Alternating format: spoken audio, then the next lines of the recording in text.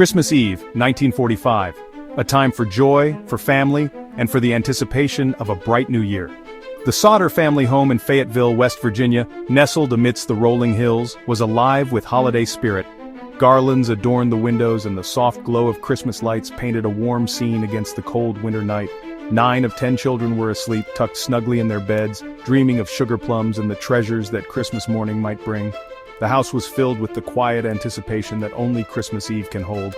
But after midnight, the tranquility shattered. A flicker, a spark, then a roar as flames erupted, tearing through the festive facade. An inferno, not festive lights. The warmth of the holiday season was replaced by the searing heat of a devastating fire, consuming everything in its path. 5 children, Maurice, Martha, Louis, Jenny, and Betty, were still inside, their dreams turning into a nightmare they couldn't escape. Were trapped inside. The roaring flames and intense heat made rescue seem impossible.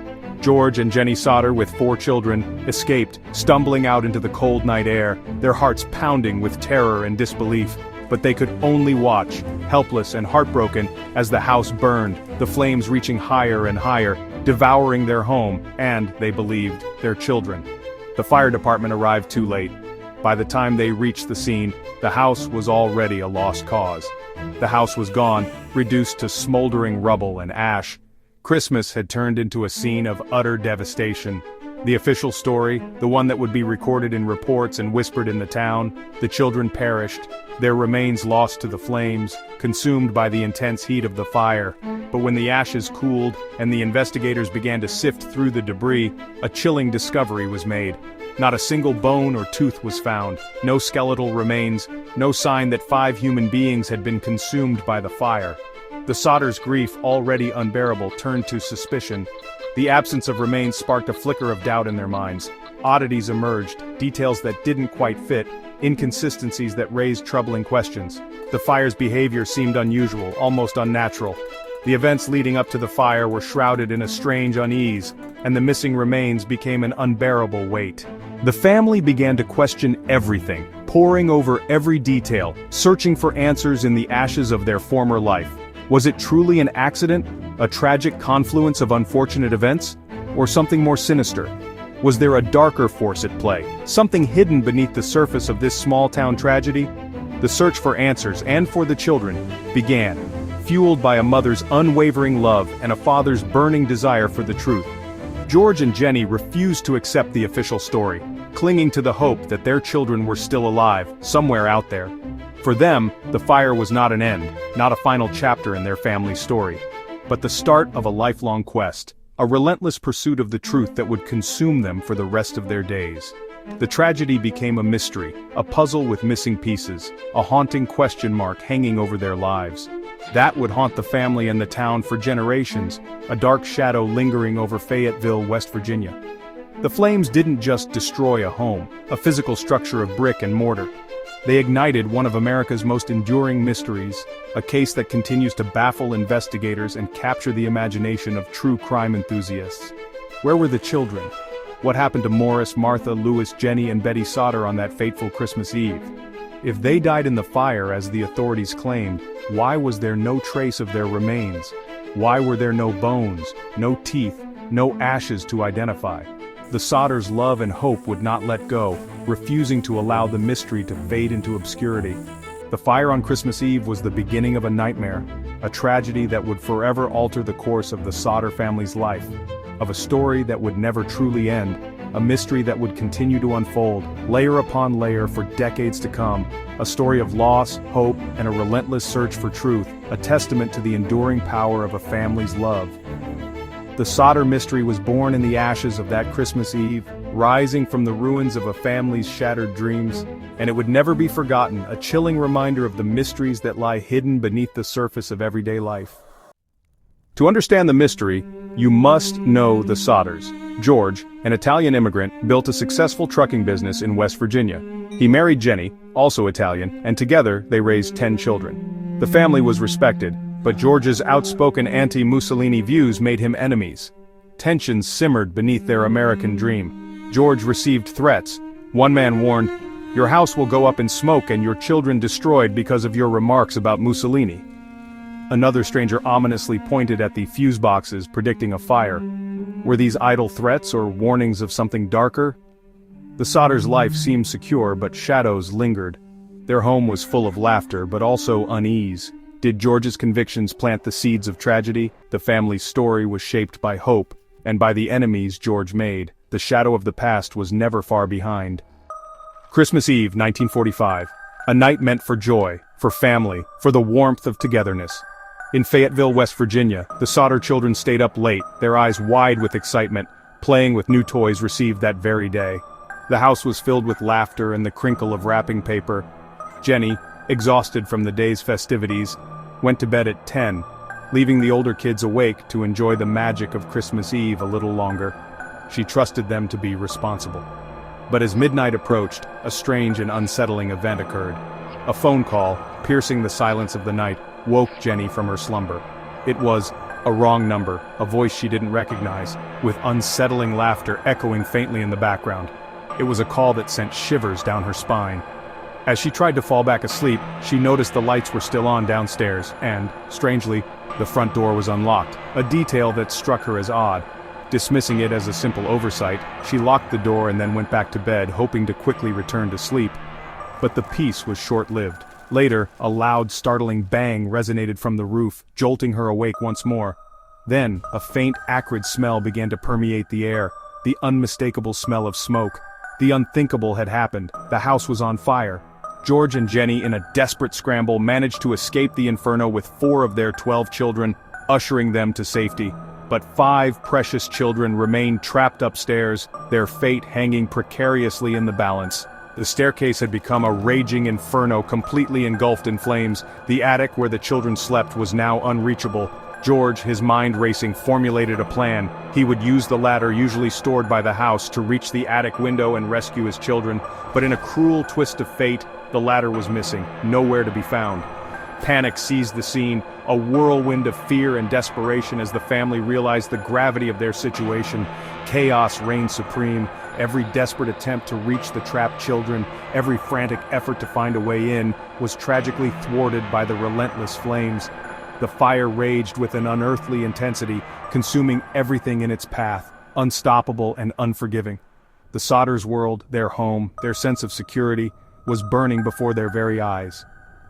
And nothing, absolutely nothing, made sense in the face of such devastation. The events of the night defied logic and reason. The night was filled with unspeakable terror, the kind that etches itself into the soul, confusion that clouded every thought, and a profound sense of loss that would forever haunt the Sodder family. The strange phone call, the missing ladder, the intensity of the fire, the first of many strange and unsettling details had emerged, casting a long shadow of doubt over the official narrative. But as the sun began to rise, casting a pale light on the smoldering ruins of what was once their home, the nightmare had only just begun. With the ladder mysteriously gone, George, desperate to reach his children in the attic, frantically tried his work trucks. He knew every second counted, and the thought of his family trapped spurred him into action. Both trucks, which had been running just fine the day before, stubbornly refused to start. The engine sputtered, coughed, and then fell silent, mocking his efforts. It was as if an unseen force was deliberately preventing him from getting to his children. In a panic, the family tried to call for help, desperately dialing the operator, but the phone line was dead, completely unresponsive. The silence on the other end was deafening, amplifying their sense of isolation and dread.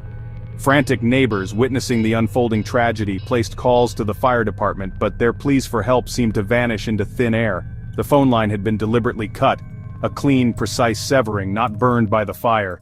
This detail suggested a sinister intent, a calculated act of malice. Every rescue attempt, every desperate measure to summon aid was inexplicably blocked, thwarted by forces unknown. It was as if an invisible barrier surrounded the house, trapping them in their nightmare. The fire department, finally alerted, arrived hours later. Tragically, far too late to save anything or anyone. The house was reduced to smoldering ruins, a testament to the devastating power of the blaze. The official cause of the fire was determined to be faulty wiring, a seemingly straightforward explanation. But George knew better. He had just had the entire house rewired by a licensed electrician, and it had been certified safe and up to code. The official explanation simply didn't add up. He distinctly remembered a strange, heavy thud on the roof just moments before the fire erupted, a sound that now echoed ominously in his memory. The next day, amidst the charred debris, a strange, rubbery object was found in the yard, a bizarre anomaly that seemed out of place. Upon closer inspection, it appeared to be possibly an incendiary device, a crude but effective tool for starting fires. As the Sodders pieced together the sequence of events, a chilling realization dawned upon them.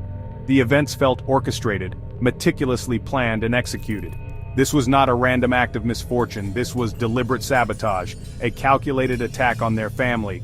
The missing ladder, the inexplicably dead trucks, the deliberately cut phone line, and the mysterious object found in the yard. The Sodders saw a disturbing pattern emerging, a clear indication of foul play, a calculated act of sabotage, not a series of unfortunate coincidences.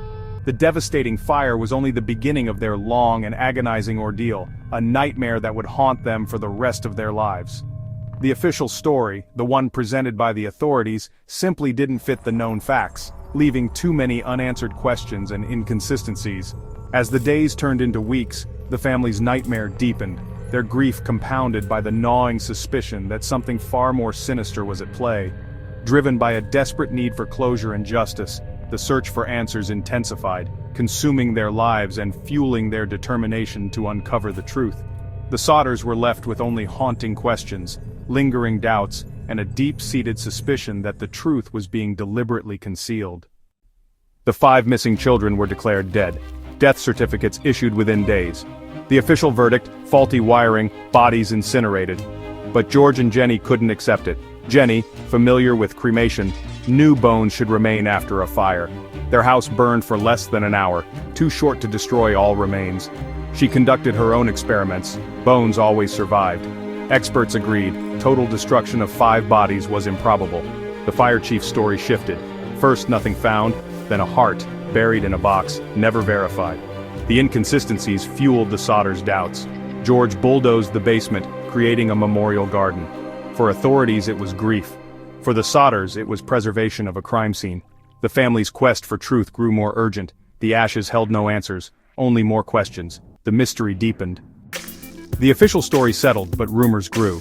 Witnesses claimed to see the children after the fire, at a tourist stop, in a hotel, even a convent. Reports described the children with unfamiliar adults, secretive and silent. Calls to police were ignored. A bus driver saw people throwing balls of fire at the Sodder house that night. A neighbor saw a man stealing equipment that could sabotage trucks. The phone line was confirmed cut, not burned. The Sodders hired a private investigator who found the insurance salesman who threatened George served on the coroner's jury. The more they learned, the less the official story made sense. The whispers pointed to abduction, not tragedy. The Sodders refused to give up. In 1952, they erected a billboard on Route 16, displaying their missing children's faces and offering a reward. The billboard became a landmark, a public plea for answers. For decades, it kept the mystery alive. In 1968, a new clue arrived, a photo of a young man resembling Louis Sodder, postmarked from Kentucky. On the back, a cryptic message, Louis Sodder, I love brother Frankie, Eliel Boys, a 90,132 or 35. The family hired a detective to investigate, but he vanished with their money. The photo was added to the billboard, a new face, a new hope. The clue brought more questions than answers. The search continued, fueled by hope and heartbreak. The billboard stood as a symbol of the family's relentless pursuit. The world moved on, but the Sodders never did. The mystery endured, year after year. Theories multiplied over the years. The most prominent, the children were kidnapped, the fire a cover for abduction, possibly revenge for George's anti-Mussolini stance. Evidence cut phone line, disabled trucks, missing ladder, and suspicious witnesses. Another theory, the children were sold into a black market adoption ring. Some suggested the children escaped and ran away, but their ages made this unlikely. Others suspected a cover-up by local authorities. Botched investigation, ignored leads, and shifting stories. The fire chief's odd behavior and the insurance salesman's involvement fueled suspicion. No theory fully explained the contradictions. The official narrative never satisfied the family. The truth remained elusive, hidden in smoke and silence. The Sodder case became a tapestry of speculation, not resolution. George Sodder died in 1969, never knowing the truth. Jenny lived on, mourning in black, tending the memorial garden. The billboard faded, but the family's hope endured. When Jenny died in 1989, the remaining children took the billboard down. The mystery became legend, a ghost story in West Virginia. The surviving Sodders and their descendants kept searching, but the trail grew cold. The fire's questions were never answered. Was it accident or crime? Did the children die or live under new names? The story remains unresolved, a wound that never healed. The Sodders' hope outlasted the flames. The fire is out, but the mystery still burns.